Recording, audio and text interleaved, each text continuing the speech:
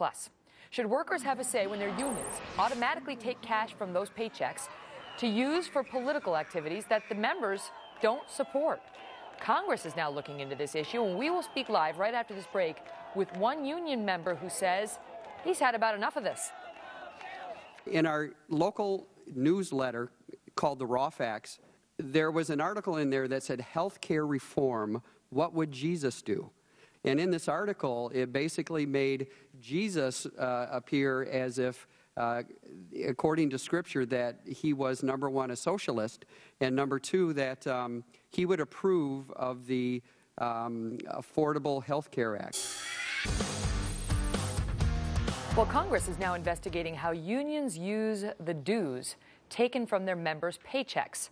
A big chunk of that cash goes to political activities. Unions spent $1.1 billion in the last election cycle, but not all of their members may agree with how the money gets spent. Terry Bowan is a member of the United Auto Workers Union, and he has had enough. He started the group Union Conservatives, and he shared his experience with House subcommittee members yesterday. The majority, obviously, are people who are of the conservative political nature. I do have some Democrats who are signed up that say they don't necessarily believe in my political affiliation. However, they do think that all union members should have the right to speak their mind without fear of harassment and ridicule, which, of course, on the assembly line, many people agree with what I agree with, but they keep their heads down because of the intimidation that goes into the union atmosphere. Terry Bowan joins me live now. And Terry, you are on the assembly line at a Ford plant in Michigan, and you speak openly now about the fact that you're a conservative, but you don't feel all that accepted at times among your other union members and I guess some union leaders, given your political views. What exactly is your beef? Well, first of all, Megan, thank you so much for having me on your show today. The beef really is the fact that I am forced as a condition of employment to financially support many of these political activities that the unions engage in each and every day.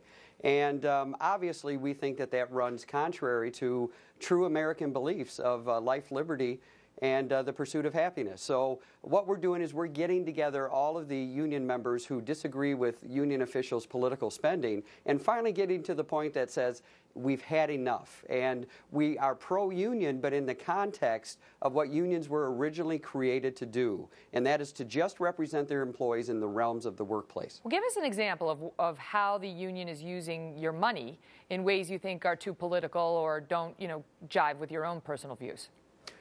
Well, sure. First of all, of course, union members do have rights to resign their union membership and exercise what's called their Beck rights. It comes from a Supreme Court decision in 1988 called the Communication Workers of America versus Beck. What union members have to do, first of all, however, is to resign their union membership. And so a lot of union members are afraid to do that because of the harassment that comes on the workplace from doing that. So fear keeps a lot of union members from exercising their rights. But even after exercising their Beck rights, there's something called the agency fee, which is the minimum amount that non-members have to pay to the unions in order to keep their job. Now, this agency fee is supposed to be a reflection of the true cost of unions to represent you in the workplace.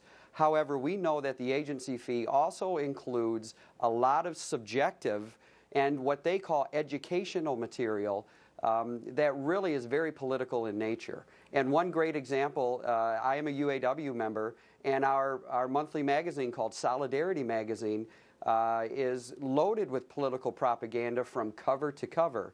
And it comes out of regular union dues, the salaries of the officials who put that together, the printing costs to put that together, and the mailing costs to put that out to all of the membership. None of it is subtracted from the agency fee. So as you can see, there's a lot of political activity that happens in unions that is not subtracted from that agency fee. Give us an idea what it's like. I mean, when you actually work on the assembly line, and I think, maybe some of our viewers will be surprised to learn that there are a lot of conservative union members because, if you watch the news, that's not really how it's painted. What is it like for you? Sure, it's not painted that way, but I can tell you... Do you feel like a fish out of water, or how is it? I mean, when you talk about sort of feeling fear or harassed or, worried about intimidation, how does it work? What would you hear? Well, I have to tell you that I have always been an open conservative. I've been in the UAW for 15 years, and I have no problem voicing my opinions. Obviously, I'm here on your show talking about it. And you do have membership and some of the leadership laughing at you, ridiculing you, telling you that you're very anti-union and anti-bashing just because you happen to be a political conservative and you don't agree with the far left, what I would call far left political activism of the union membership. But here's the great thing for union members to realize is that there is over 40% or more of union membership do not vote the way that their union officials tell them to.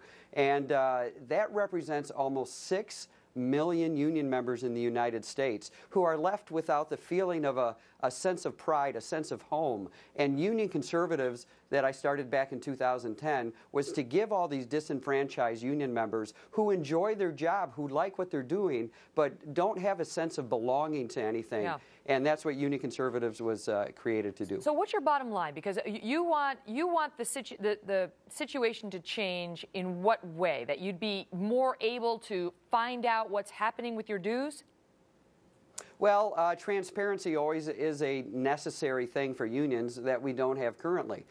There's really only two options to really address this issue for union workers. The first option would be to make this Beck decision the default position for all union workers. That way, nobody has to resign their membership and be ridiculed and harassed because of it. And then there would have to be intense auditing of political spending in the unions. However, I think that that option would really be burdensome, and the costs associated to that would be passed on to the membership.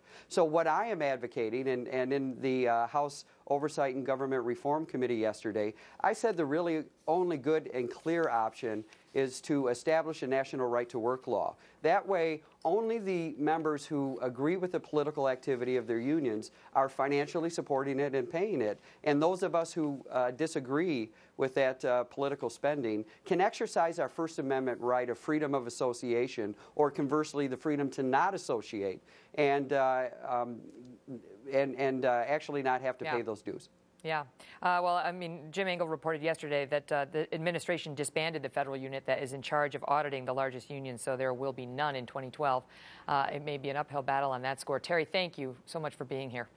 You're so welcome. Thank you for having me. All the best.